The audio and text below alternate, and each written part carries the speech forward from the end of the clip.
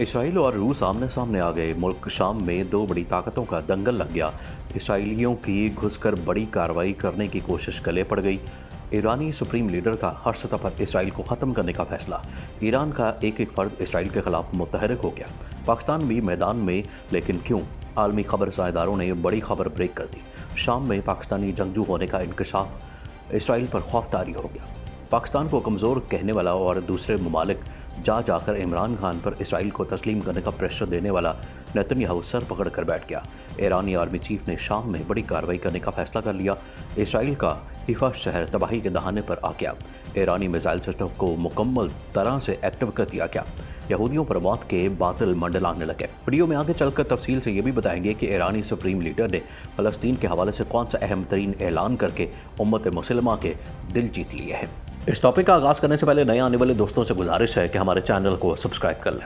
दोस्तों, शाम में रूसी फौजी अड्डे के करीब इसराइली फ़िज़ाई हमले। उस हमले में रूस के फौजी अड्डे और शामी सदर के घर और अहल खाना को निशाना बनाने की कोशिश की गई। शाम की सरकारी फौज ने एक ऐलान में बताया कि उसके फ़िज़ाई दफाई निज़ाम ने बहरा रूम के साथ वाक़ एक सरहदी शहर लाज़िका पर दागे जाने वाले कई मिसाइलों को नाकाम बना दिया है। इस हमले का असल मकसद शामी सदर को और रूसी फौजी अड्डे को निशाना बनाना था। गैर मुल्की खबर साझेदारी के मुताबिक फ़लस्तीन में काम करने वाले एक इंसानी हकूक़ के ग्रुप ने बताया कि इस कार्रवाई में मुल्क के बस्ती इलाकों में हमला किया गया है। मज़ीद ये कि ज़ोरदार धमाकों से इलाका लरज़ कर रह गया, जिसके बाद शामी खबर साझेदारों ने कहा कि ये धमाके इसराइली मिसाइल हमले की वजह से हुए हैं, जिसका मकसद रूस और शामी सदर को निशाना बनाना था। बहरहाल, इस पर इसराइली फ़ौज ने हस्ब आदत कोई भी तबसरा नहीं दिया। ख्याल है कि गुज़श्ता कुछ अरसे के दौरान इसराइल ने शाम के बहुत सारे इलाकों को निशाना बनाया है और यहाँ पर इंसानी हुकूक की पामालियाँ की जा रही हैं। दोस्तों, ये जान लेना भी इंतहाई अहम है कि शाम में जंग क्यों शुरू हुई। दोस्तों, कहा यह जाता है कि लड़ाई शुरू होने से पहले ही बहुत से शामियों को सदर असद की हुकूमत से बेरोजगारी, बदउनवानी और सियासी पाबंदियों की शिकायतें थी। बशारुल असद अपने वालिद हाफिजुल असद की जगह 2000 में इक़्तिदार में आए थे। मार्च 2011 में जनूबी शहर दीरा में पड़ोसी अरब मुल्कों के अरब स्प्रिंग से मुतासिर होकर जमहूरियत के हक में होने वाले एक मुजाहरे में तशद्दुद फूट पड़ा। हुकूमत ने उसे कुचलने के लिए मोहलिक ताकत का इस्तेमाल किया, जिसके बाद मुल्क भर में एहतजाज होने लगा, जिनमें सदर असद ने इस्तीफे का मुतालबा किया जाने लगा।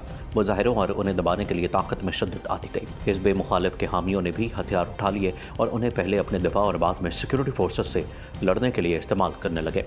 बशारुल असद ने कहा कि मुजाहिरे बैरूनी पुष्टपनाही से होने वाली दहशतगर्दी है और अज़म किया कि वो उन्हें कुचल कर रहेंगे। तशद्दुद फैलता चला गया और मुल्क खाना जंगी का शिकार हो गया। दोस्तों, शाम में पाकिस्तानी जंगजू मौजूद हैं। ये खबर एक साल कबल DW नामी एक जर्मन वेबसाइट ने लॉन्च की, जिसमें कहा गया और पाकिस्तानी जंगजू क्यों वहाँ गए और कैसे गए, अब इस बारे में तफसील से बात करते हैं। दोस्तों, ईरान अपने हलीफ सदर बशारुल असद की हिमायत में लड़ने के लिए अब तक हज़ारों जंगजू शाम भेज चुका है।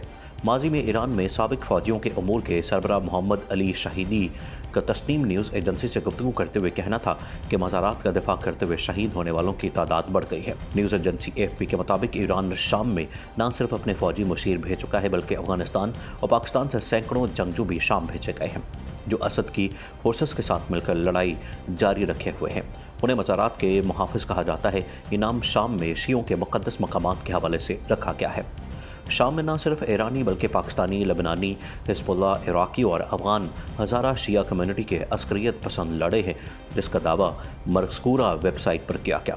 इन तमाम की तैनाती का मकसद असद हुकूमत की हिफाजत करना है। दूसरी जानब ईरान हुकूमत ऐसे किसी भी दावे को मुस्तरद करती है कि उनके फ़ौजी शाम की लड़ाई में शरीक है। न्यूज़ एजेंसी AFP के मुताबिक ईरानी मीडिया में न सिर्फ ईरानियों बल्कि अफ़गानियों और पाकिस्तानियों के हलाक होने की खबरें शाया होती रहती हैं और उनकी तदफीन ईरान या शाम में ही कर दी जाती है।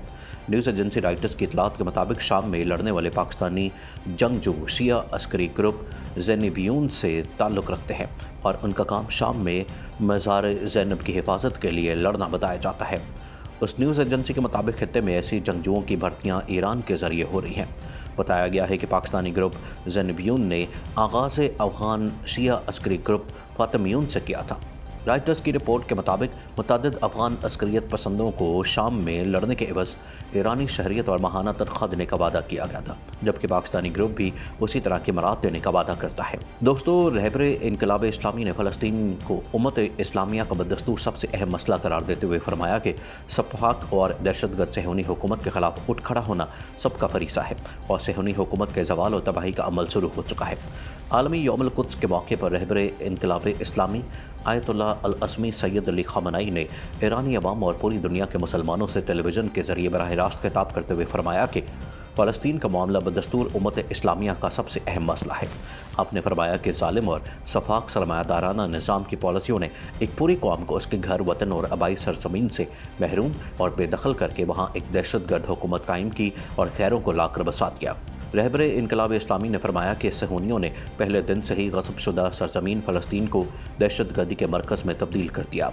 आपने वाज़ेह अल्फाज में फरमाया कि इसराइल कोई मुल्क नहीं बल्कि फ़लस्तीनी कौम और दीगर इक़वाम के ख़िलाफ़ दहशतगर्दी का अड्डा है और इस सफाक और दहशतगर्द हुकूमत के ख़िलाफ़ जद्दोजहद दर हकीकत दहशतगर्दी के ख़िलाफ़ जंग है और यह सबका हमागीर फरीसा है। रहबरे इनकलाब इस्लामी ने आलम इस्लाम में पाए जाने वाले इख्तलाफात पर अफसोस का इजहार करते हुए फरमाया कि उम्मत इस्लामिया की कमज़ोरी और तफरके ने सरज़मीन फ़लस्तीन पर कब्ज़े के अलमिए की ज़मीन राह हमवार की और यूँ साम्राज्यी दुनिया ने उम्मत इस्लामिया पर यह वार किया। ताहम आज दुनिया की हालत माजी से मुख्तलिफ हो चुकी है।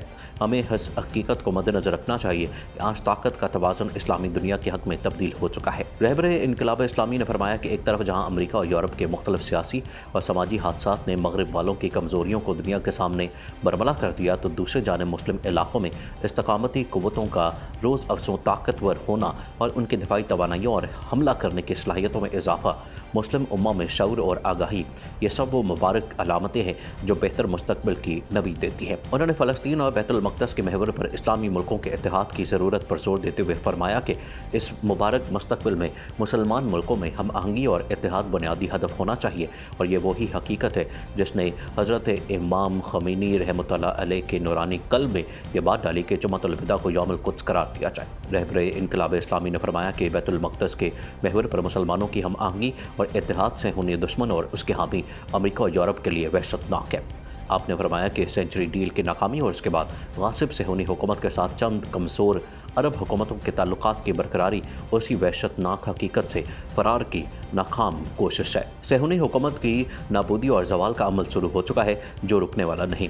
आपने फरमाया कि फ़लस्तीनी शहरी ख्वाह वो कहीं भी हो, सबको एक स्ट्रैटेजी अपनानी चाहिए और हर इलाके को दीगर इलाकों का दिफा करना चाहिए। कामयाबी की उम्मीद आज दूर से ज़्यादा रोशन है और ताकत का तवाज़ुन फ़लस्तीनियों के हक़ में पूरी तरह तब्दील हो चुका है। नाज़रीन, मज़ीद ऐसी वीडियोज़ देखने के लिए हमारा YouTube चैनल सब्सक्राइब कर लें।